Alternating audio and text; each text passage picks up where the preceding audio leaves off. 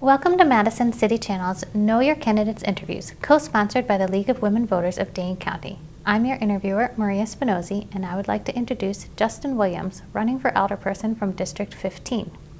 As we begin, I'd like you to give an opening statement as to your educational, vocational, and civic experience you have which qualifies you for this office and why you are running for Alder. Great. I'm Justin Williams. I'm running for Alder of District 15. I'm running, I'll start with my education piece. So I went to Madison College here for a liberal arts associate's degree. From there I moved to Milwaukee and went to UW Milwaukee for political science. I missed Madison so much that I had to come back and moved back here in 2010 after living here for 6 years prior to that. I ended up moving back because I really had a passion of working for progressive candidates. So I ended up working, one of my first campaigns was the former district attorney and now judge, Brian Blanchard, on his first race for Court of Appeals. From there I moved on to Scott Hassett's race for Attorney General in 2010, which wasn't exactly the best time for Democrats to be running. And then moved straight from that statewide race onto what I viewed as a really important race was Joanne Kloppenberg's first race for Supreme Court Justice in 2011. That's sort of my history and recent background. From there, I work at Community Shares of Wisconsin, a social justice, environmental justice, and racial justice organization, and have been there for the past 7 years, helping to really, promote the idea of social justice in our community. I sit on the board of the Out Professional Engagement Network, an LGBT networking organization, where I will be becoming the president of that organization with this March.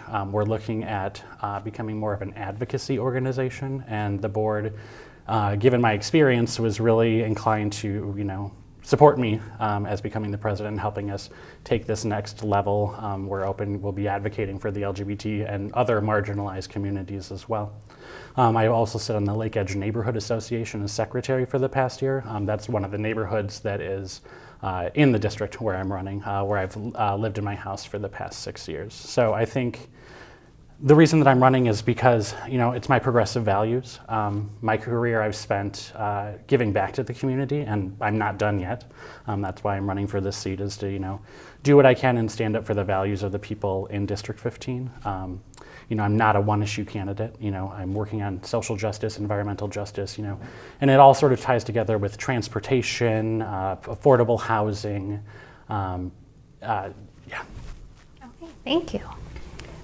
Lack of affordable housing and the pressure it brings to the issue of homelessness is a chronic problem that Madison cannot seem to get ahead of. Mm-hmm. What new ideas can you advance to help address the issue? Right, so good question, because affordable housing is one of the things that I enjoy talking about.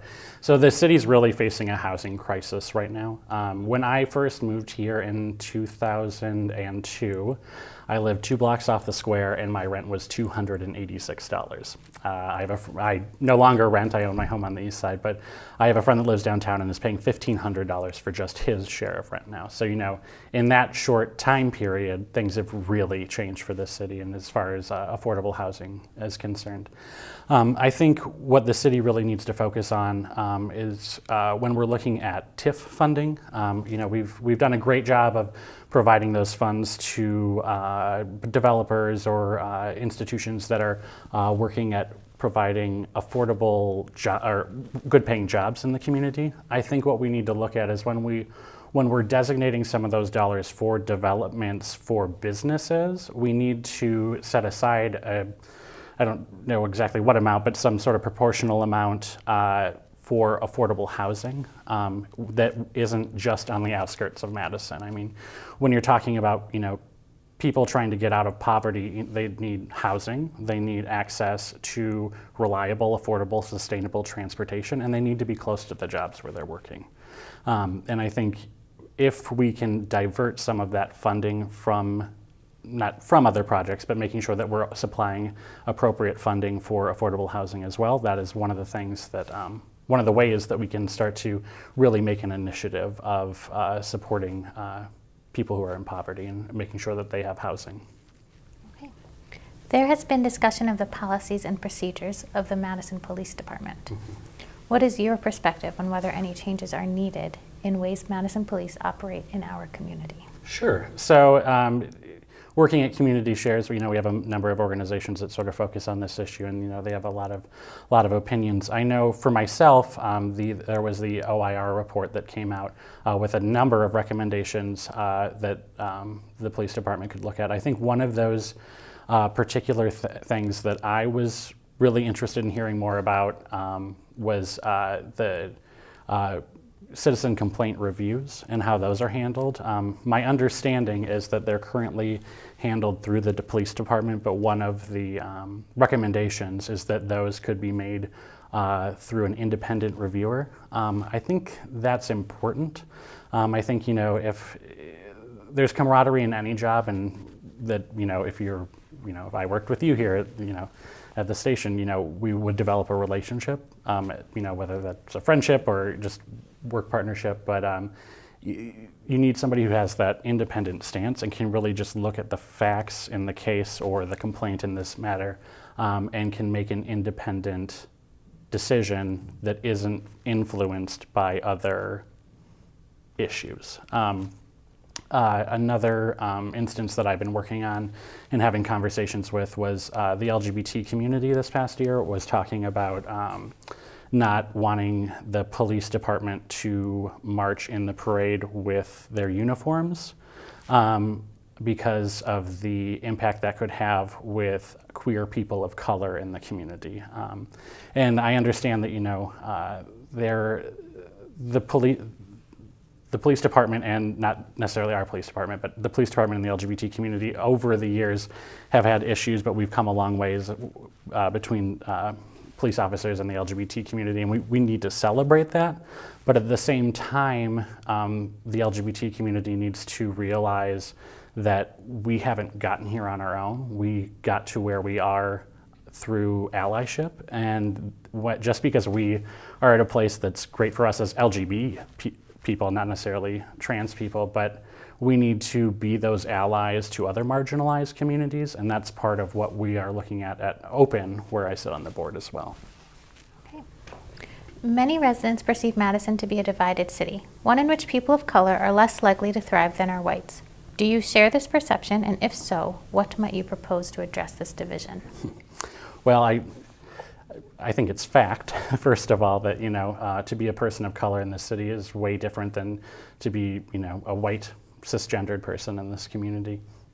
We're constantly on different magazines or different publications as one of the best cities in the U.S. to live, but it is looking at certain characteristics. It's not looking at the entire city overall. I think that we need to focus on initiatives that lift up communities and provide a sort of a level playing field. If we're just investing funding in certain areas of the city and not investing, for instance, in the Allied neighborhood, they haven't had a grocery store in that area for a very long time. They're finally getting one. But really looking at the issues that in certain communities in the city, and what are the things that the city could do to invest in infrastructure in those areas that can really help, issues that are underlying there. Okay. What do you believe is the specific issue of most concern to the residents of your district, and how do you want to work on solving it? So that's a hard one. So there's a couple. I think one is the public safety issue. So there's been, a number of issues that have been happening at La Follette High School, which is on the southern end of the district. We have Hawthorne neighborhood, which is on the northern end of the district, right next to Darbo, which has one of the lowest income rates in the city, in the pocket there. And so there's a lot of public safety issues. And I don't think the answer is just more police presence, because the police have a lot of work to do in the city. And it's not necessarily just patrolling areas where something might not be happening at that time. It's really a community-centered approach, I think, that we need to be working on. When I was talking with our county board supervisor who represents my area about the issues at La Follette High School, we were talking about, it's not just police in schools or, closing campus completely. It's really bringing everyone involved, community members in that area, bringing students, bringing teachers, bringing parents, bringing police into the conversation to talk about what's happening, why are these things happening, and what programs that currently exist, can we either expand, or are there other things that we need to be focusing on with more after-school programming? You know, maybe it's not focused on the right areas. I know that the city has a number of after-school functions that we're looking at, so maybe expanding those in certain areas of the city could be helpful. Okay. Which council committees do you believe you should serve on, and why? Good question. So I think transportation is one that I would be really interested in sitting on.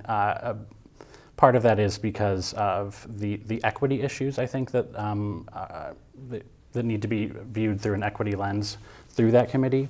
As we're looking at, you know, the bus rapid transit system, it's an awesome idea. It's great. I think we're on the right track, but we need to make sure when we're doing that, we're making sure that underserved communities that already have either barely any bus transportation or, you know, sporadic transportation have access to this, and making sure that we're looking at it again through that equity lens, to making sure that we're serving all of the citizens of Madison, not just the ones who live closest to downtown.